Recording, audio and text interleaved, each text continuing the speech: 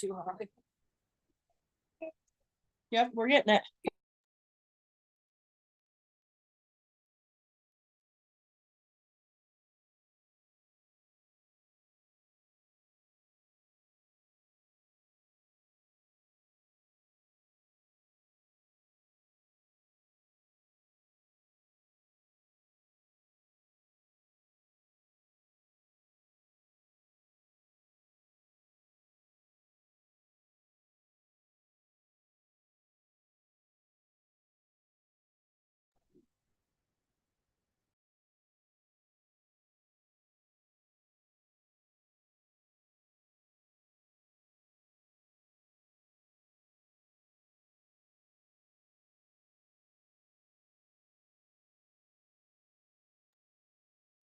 You got it up there now, Aaron. Thank you.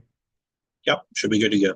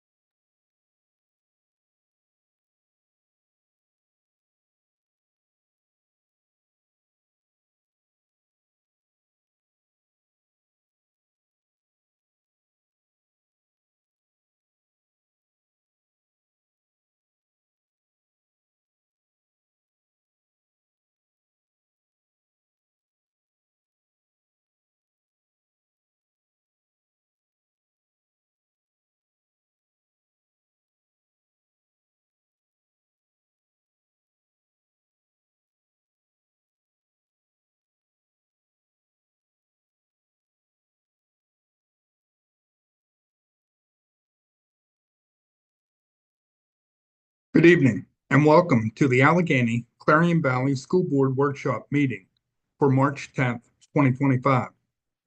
The AC Valley workshops are conducted virtually, and the link to access the workshop is always posted to the acvsd.org website.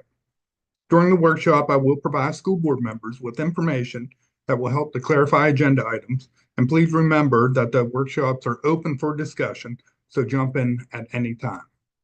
At this time, I'll turn it over to the Madam Secretary to conduct the roll call. Clifford Adams, Here. Patty Anderson,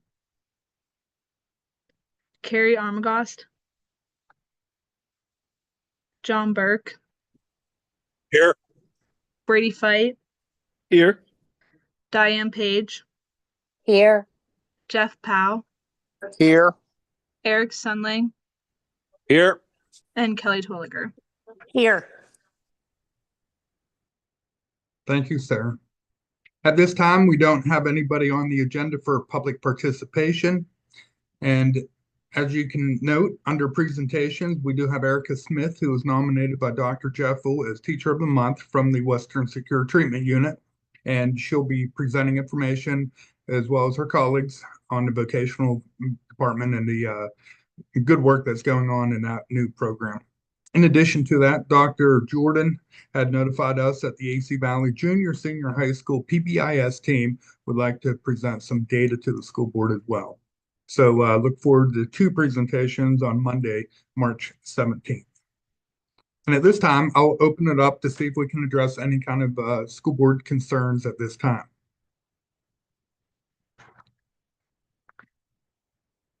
Hearing none, we'll move right into the consent agenda. And Aaron, if you could take us to page 4 and 5, I'll provide some more detailed information about the conferences and field trips in front of you this evening. First off is Kristen Thurber. She's our Director of Education and Federal Programs Coordinator. She'll be attending the conference that informs all the LEAs in the state up-to-date information on how to run the programs as it's related to federal funding. In addition to that, there will be keynote speakers from national organizations that will help to deliver vital information. And hopefully by April, we'll have a better understanding as far as how the change with the Department of Education may or may not impact individual states. Next up, we have Mrs. Megan Bashline, Melanie Cole, and Michelle Eiler. They submitted a request to go to the Venango Training and Development Center to determine if this program would be appropriate for some of the students that we have at the high school, as well as future programming. In addition to that, we have Mrs. Carla Funfer. She's one of our high school physical education teachers and dean of students, and she'd like to take her yearly trip over to Slippery Rock University to bring 3 students and potentially introduce them to the health and physical education program at the university. And during this time, she'll be participating in their annual mini convention as well.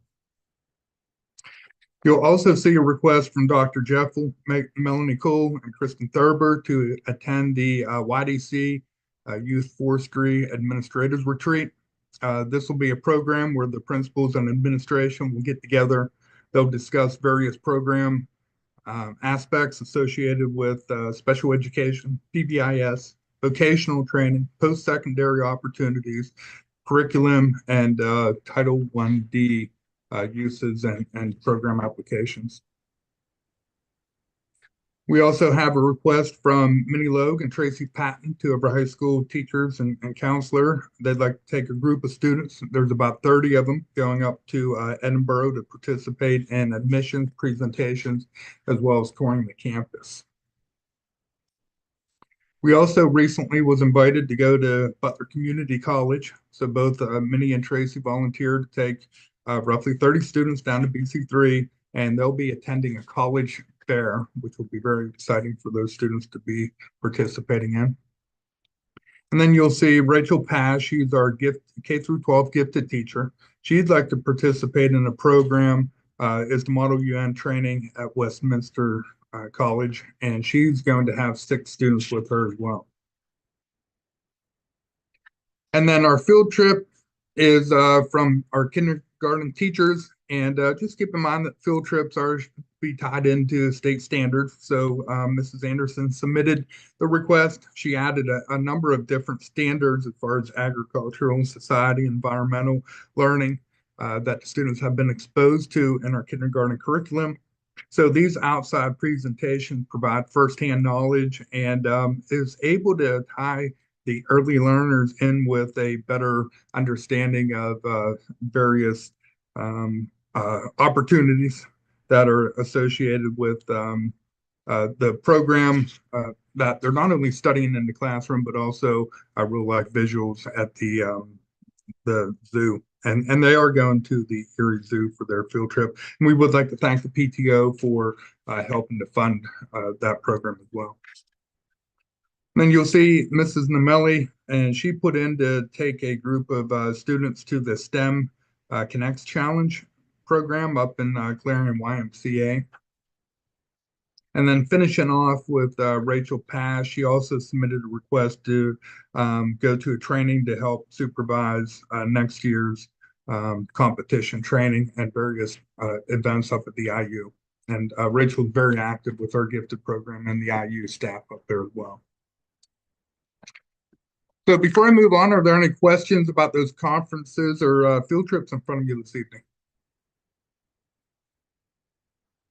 Okay, Aaron, you can take us back up to page 1. We don't have any substitute teachers or custodians in front of you this evening, but we do have a couple of volunteers. So I'd like to point out Sarah Black, a parent and also teacher, would like to volunteer for the junior high softball team for the 24-25 season. And then Natasha Adams, who's a volunteer and all the clearances are on file. She'd like to volunteer for the junior high softball team. And we do appreciate both of those ladies helping out with our teams. Moving right into finance and purchase, we will be paying the bills and hearing from the cafeteria on Monday the 17th. It's letter A through G. But this evening, we do have some information that Aaron Morrison, business manager, would like to present on the CDs. Aaron's been doing a lot of work, and at this time, I'll turn it over to Aaron. Good evening. So I reached out to Pisloff that holds our current CDs, and they'll expire the beginning of April. So I wanted to get some rates because they'll expire before the voting meeting in April and just see what our options are. They say there's no rate cut right now. The rates are maintaining as they have been, but the gentleman I'm speaking with advised me that on March 18th, they're having the federal meeting, and they're proposing, or they feel that the rates are going to go lower in June and September. So that, with that being said, at the beginning of April, our CDs expire. So we have options to roll it over or, purchase new ones or let it go to the general fund, which is at their general fund account at Pisloff, and let it earn interest there. So right now, if they were expiring today, the rates are around 4.2, 4.1. I guess we need to talk about if we are going to roll them over and purchase new ones. I kind of have to wonder if we shouldn't go longer than 3 months because they do feel the rates are going to drop, and maybe we should, get locked in at a rate for a longer period of time. But that's obviously the board's decision. But I guess those are the two options, and I think we need to vote on Monday. Maybe have Sarah put a motion of how we want to do that. So when the current CDs expire, we can go ahead and move forward with the rates at that time instead of putting it off until the April board meeting. Just kind of throwing it out there for your thoughts. Aaron, do you have any reason why if we decided to go for a year, that would be a problem? No, I don't believe that it would be. As from what I can tell, this money hasn't been touched or used, or it's just continued to have rolled over. And I don't see any need to cash them or be using that money. So I would say a year is probably at least 6 months to get us through the year. But with all the I don't want to say turmoil, but all the stuff that's going on higher ups, you might want to lock it in longer, like a year.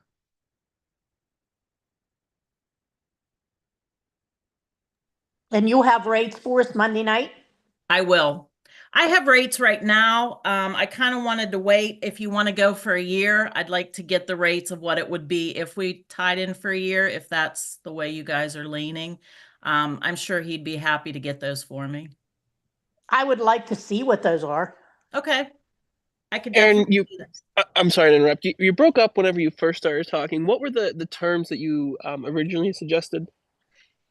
So I got rates for the next three to roll over to another 3 month or a 6 month, and they were sitting at 4.2, 4.1.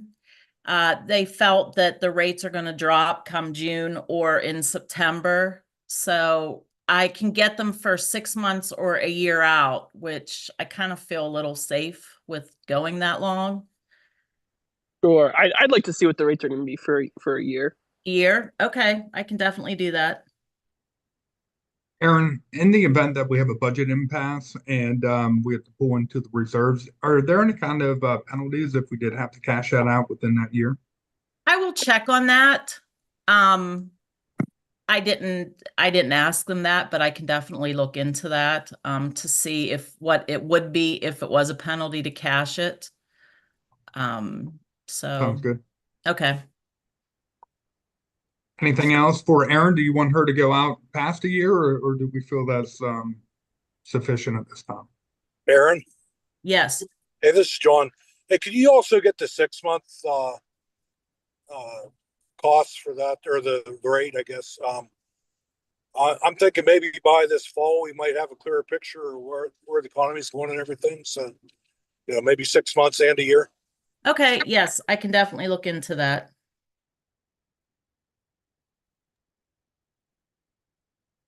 Okay, thank you, Aaron. We appreciate the information and look forward to hearing from you for Monday the 17th. Thanks.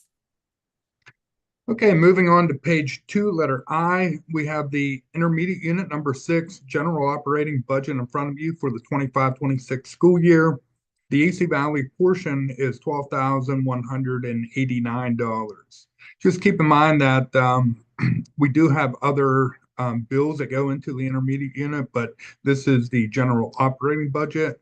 And last year, our bill was $11,871. So as you can see, just a slight increase. In addition to that, we have letter J in front of you this evening as far as the school board authorizing the administration to issue an RFP for liability insurance to seek any kind of rates that may help and support the district and reduce cost. We're also working with Bob Best from Beals. He's doing a similar RFP for us as well. We'll be looking at property coverage, general liability, abuse, automotive, crime, cyber, and such. And then on the bottom of finance and purchase, letter K, you'll see a motion that was created by Anthony Dicka, and he's the bond counsel for that'll be working for the district in conjunction with Janney Montgomery Scott LLC. And this motion, as well as the attachment that's associated with it, was drafted by Anthony. He worked with us back in 2018 when we got our original bond, and he had worked in conjunction with Zach Shekel, our current school solicitor. So Zach had reviewed the motion as well as the attachment. And this is really getting the ball rolling for restructuring that bond and diving into some construction projects.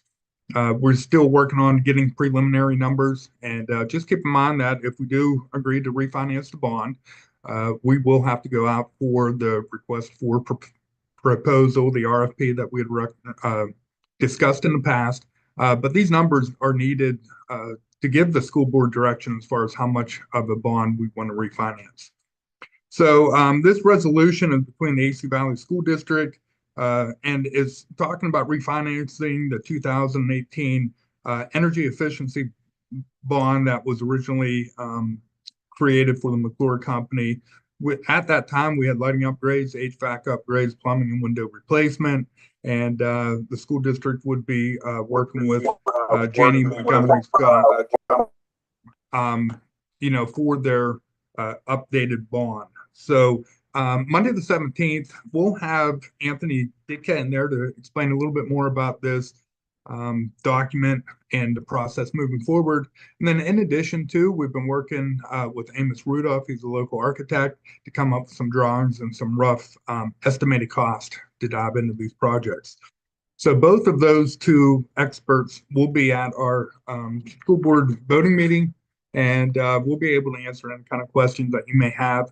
In addition to that, I will be presenting a slide deck that has a number of different projects, estimated cost to it, and then the school board will hopefully decide as far as what direction we want to go, and start to dive into some of these much needed projects.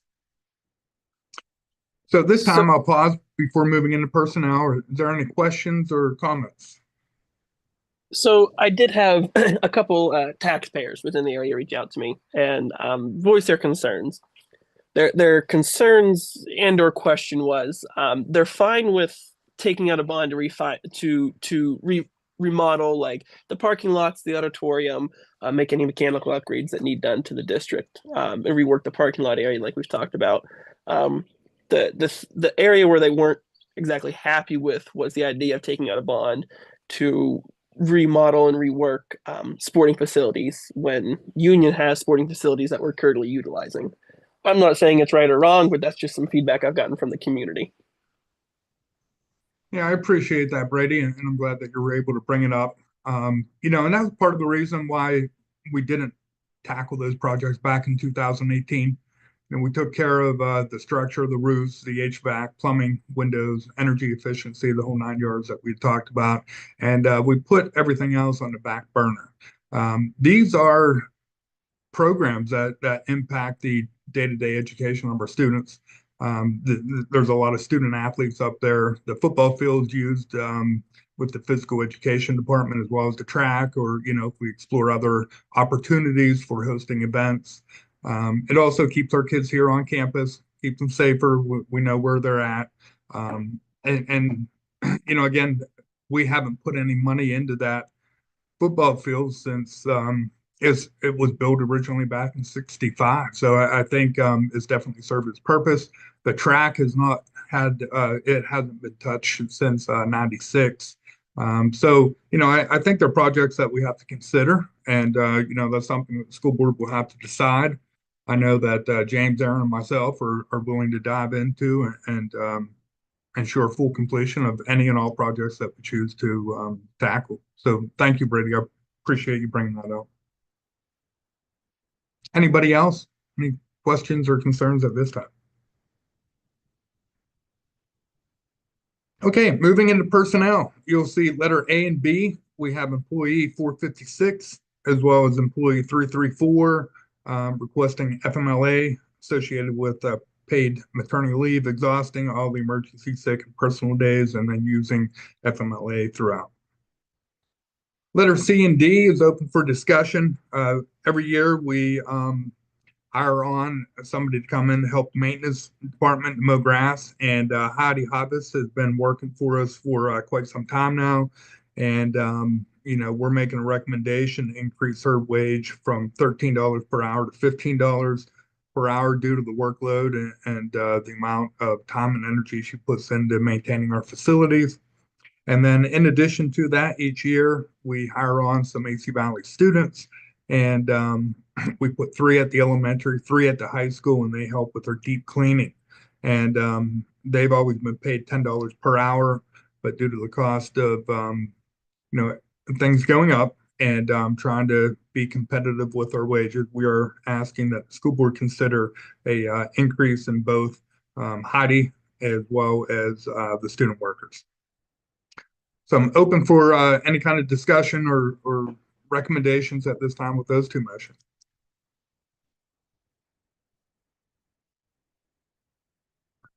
Okay, moving into instructional services. We have a lot going on down here. We did discuss and advertise the comprehensive plan for the 25-26 school year. Just keep in mind that every 3 years, we're supposed to revisit that plan. And the administration had updated everything in the PDRCPA website. And we're ready for your approval to get those submitted. And as you can see, that comprehensive plans made up of several smaller plans, starting off with the academic standards and assessments. And that's required through Chapter 4, and that's our core educational program here at the district. Student services assurance, and that's all the extra work that we do for the students associated with their various needs. And then we have our gifted plan, which is, speaks for itself. And then the professional development plan, and that's for the teachers and the administrators. And that was driven by the Act 48 committee. In addition to that, if you recall, Dr. Jordan had presented the financial literacy curriculum, which is going into law that all students in Pennsylvania are required to take that course. And he had worked with our business department, Tracy Patton, as well as Julie Raybuck, to develop that curriculum. And we're ready to get it up and running for next year. We can build it right into the schedule for the students. And I think it's going to be a wonderful opportunity for students. And then in addition to that, I know Ms. Paz, as well as Dr. Jordan, is excited to present the AP Spanish curriculum. There's probably not a whole lot of schools that have AP Spanish out there. So kudos to the high school staff that worked on that curriculum, and that'll be a great addition for our students.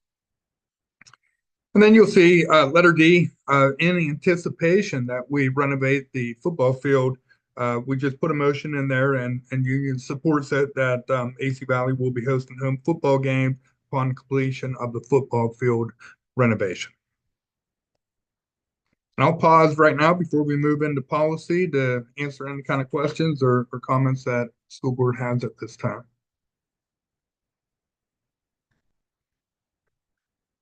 Okay, moving right into policy, we have policy 707, use of school facilities in front of this evening. Keep in mind that the purpose of this policy is that the board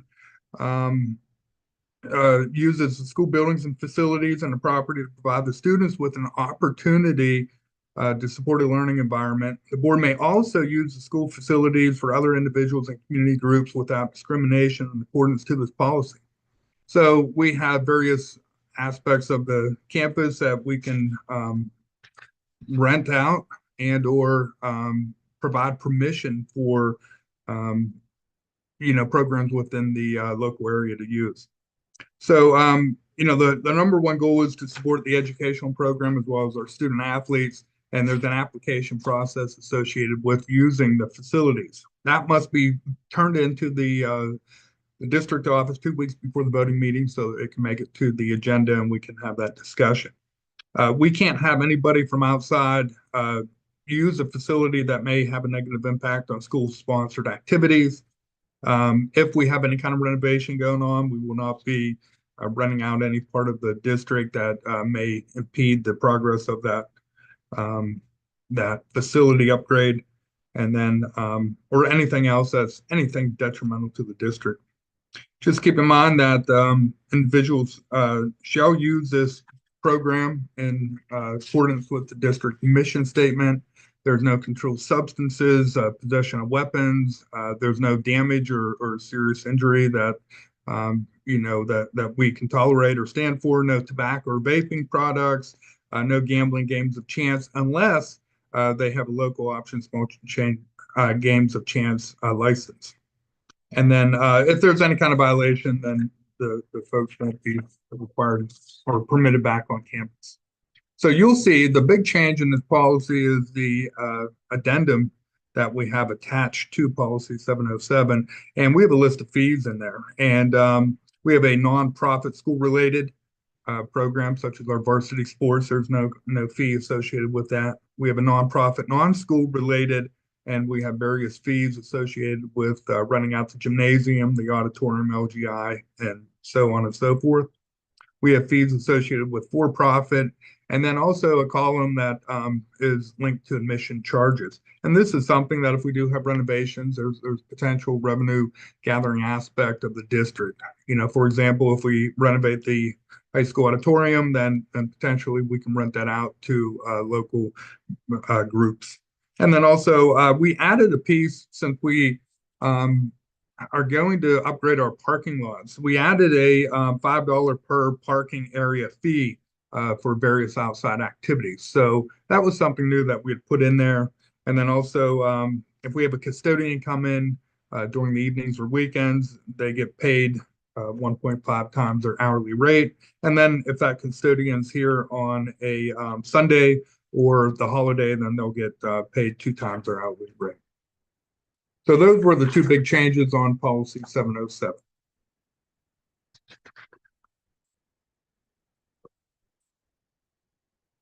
At this time, we don't have anything under facilities, but just keep in mind that Monday the 17th, we will be discussing, the bond. We'll be discussing various upgrades in facilities, and we'll be hearing from the architect as well as James Best, myself, and we'll be moving on right into transportation at this time. So I'm going to turn it over to Mrs. Sherman, elementary principal and also transportation director. And we had a discussion about using remote learning days next year. And Lori's done some work to gather information as far as what other local school districts are doing with their contractors for vans and buses. So this time, Lori. Hi, good evening, everyone. So today I shared out with you the 4 schools who responded to me and how they are paying transportation on their remote learning days. You can see one school did a percentage, 2 schools did percentages. One was 78%. I'm not sure how they came up with that, and 85% for the other school. The 3rd school didn't have to factor it in because they pay their contractors just a lump sum for the year for providing services rather than a daily rate or a monthly rate. And just to let you know how we do it, in their contracts, we do a per day. So like this year was 177 days. Next year will be 176 because of the 4th Act 80 day. And then we factor in what will they make for the year, what will they make monthly, and what will they make daily. And then Courtney pays them once a month. And then one school pays just on a daily flat rate. So they get paid if they transport and they don't get paid if they don't. So those were the 4 who weighed in. I'm not sure what way you all are leaning, if you want to pay them something or only pay them if they drive. But if you are looking at paying them something and doing like a percentage of their daily rates, I did look today. The lowest daily rate we have is $259.36, and the highest is $434.47, and it's just a range in between those two. I did average it out. It comes to $377.88 is about the average pay per day. So that might be helpful if you're figuring percentages. I did ask David today if we were looking at buses and vans, because I'm sure that if we're paying one set of contractors, we would want to pay the other.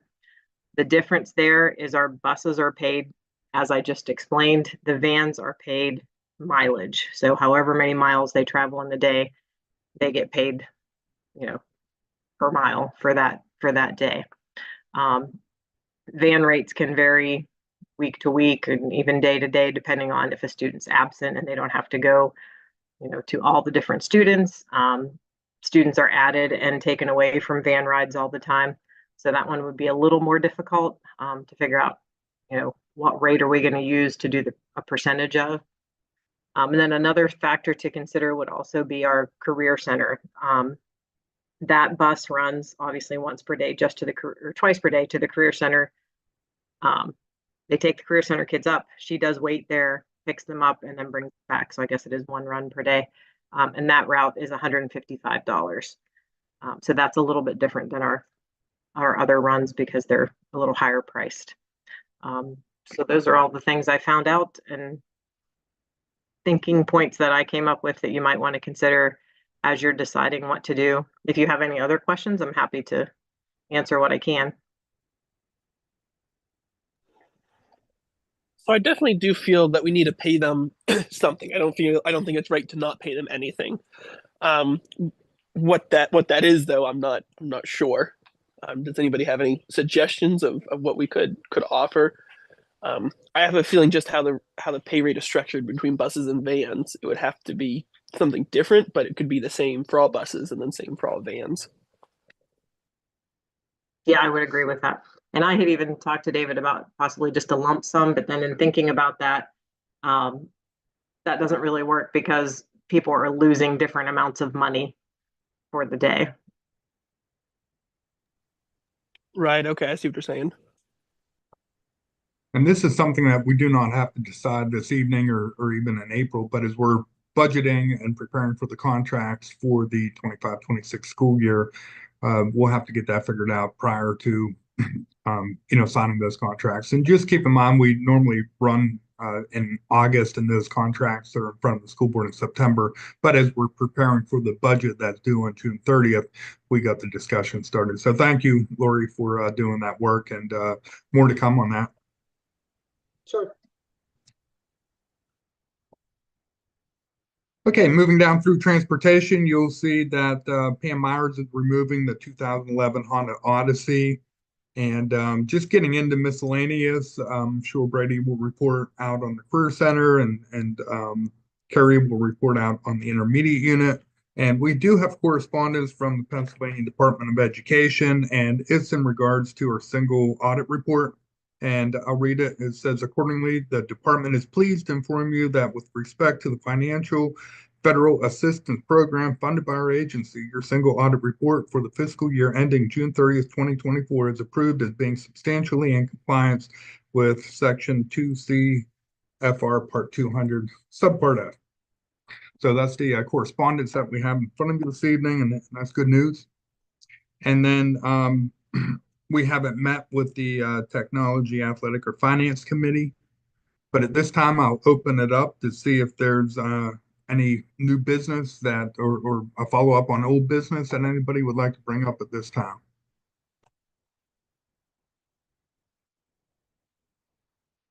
Okay, hearing none, I'll see everybody on Monday, March 17th for the voting meeting, and I appreciate your time. Get outside and enjoy some of the sunlight.